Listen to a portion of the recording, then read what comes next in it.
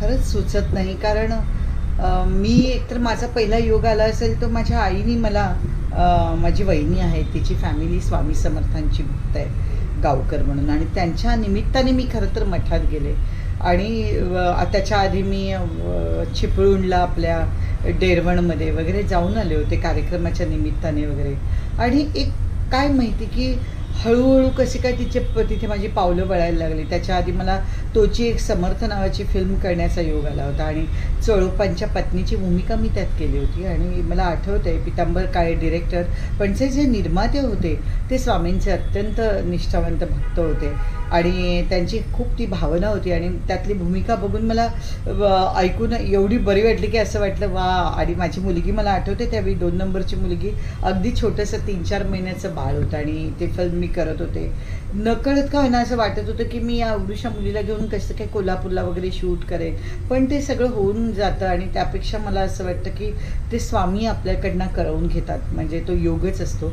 आणि दाजी भाटवडेकरांनी त्यात स्वामींची भूमिका केली होती, अप्रतिम भूमिका केली होती. म्हणजे दाजी जेव्हा तयार होऊन यायचे असं वाटायचं की वा स्वामीच आलेले आहेत की काय एवढं. आणि मला अजूनही आता त्याची अनुभूती बऱ्याच वेळा येत असते. म्हणजे मी काही कुठली टेन्शन्स आली काही आले की पहिली अगदी स्वामींकडे मठात जाते. माझ्या घराच्यापासून लोखंडवाल्याचा मठ आम्हाला जवळ आहे आणि त्यामुळे माझं घरात असले की गुरुवारी अगदी जाणं होतं.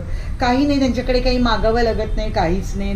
ती कुठली अंधश्रद्धा नाही की तुमच्याकडनं काही मागितलं जातं, कुठेच काही नाही. तुम्ही मनापासून त्यांच्यावर श्रद्धा ठेवा, विश्वास ठेवा.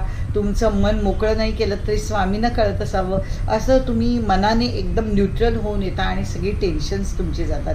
मला एक घरातला किस्सा आठवतो आहे की माझी स्वामींच्या मूर्ती माझ्याकडे 2 आहेत तिथे घरात. आणि मला माझे सासूबाई अल्झायमर्स पेशंट होत्या 15 वर्ष, आणि त्यांना खरंच काही कळत नव्हतं. लहान मूल होतं 2 वर्षाचं. आणि 2 वर्षांपूर्वी त्या अशा चालत फिरत होत्या. आत्ता त्या गेल्या नाही आहेत, 3 महिने झाले त्यांचं निधन झालं. पण त्या तिथे माझी स्वामींची मूर्ती ठेवली होती. मी इथे पेपर वाचत होते, त्यांनी ती स्वामींची मूर्ती घेतली आणि अशी वरून ती टाकली आणि मला ते स्वामींच्या मूर्तीचे एकदम असे तुकडे झालेले पावतच नव्हतं. मी अशी रडायला लागले आणि त्यांना मी नाही काही बोलू शकत होते, कारण ते एक लहान मुलं होतं. आणि मला कळे ना की आज स्वामींच्या प्रकट दिना दिवशी आईला ही बुद्धी का झाली, खरंच काही कळत नव्हतं. आणि मी एकदम बेचैन होऊन गेले. म्हणजे त्या दिवशीचा माझा दिवस असा, मी स्वामींची माफी मागितली, सगळं झालं, पण काही मनातनं जाईना. आणि आता जेव्हा मी सोलापूरला गेले आणि मला स्वामींच्या मूर्त्या बनवतात ते संदीप पवार ते भेटले आणि त्याने मला स्वामींची मूर्ती जेव्हा पुन्हा भेट दिली आणि मी ती मूर्ती माझ्या हातात घेतल्यावरच मला माहिती नाही, माझ्या अंगावर असं सरसरून काटा आला आणि मी त्या जागेवर पुन्हा येऊन ती मूर्ती ठेवली. तर तेव्हा असं वाटलं वा स्वामी पुन्हा माझ्या घरी आले. स्वामी खरं तर काय व्हायचं होतं मला माहीत नाही, खरं कुठला तरी मोठा अपशकुन त्या निमित्ताने गेला असेल असं मला वाटतं की घरावर येणारं संकट त्या निमित्ताने गेलं असेल की काय झालं. कारण त्या माझ्या सासूबाईंना बिचाऱ्या 85 वर्षाच्या, काही कळत नव्हतं आणि त्यांच्या हातून हे झालं होतं आणि त्यांना त्याचं काहीच माहिती नव्हतं. म्हणजे मी त्यांच्यावर रागवूनही काही उपयोग नव्हता, कुठलंच नाही. की त्या माझ्यावर जेव्हा त्यांना समजत होतं तेव्हा माझ्यावर त्या नेहमी मठात यायच्या.